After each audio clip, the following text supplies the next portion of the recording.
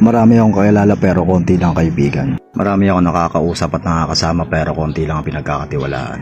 Ito yung mga taong sinubok na ng panahon. Ito yung mga taong nandyan pag panahong sagana at nandyan pa rin kahit walang wala na.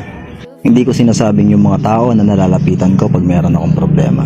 Ang ibig kong sabihin is yung mga tao na nandyan pa rin kahit ako'y walang wala na. Ito yung mga tao na kahit wala kang kayang iambag, gusto ka pa rin kasama. Ito yung mga tao na hindi ka iiwanan sa ere kahit ang kaya mo lang ibigay, tawa at pakikisama. Yung mga taong walang pakialam kung meron kang dala, ang importante nandyan ka.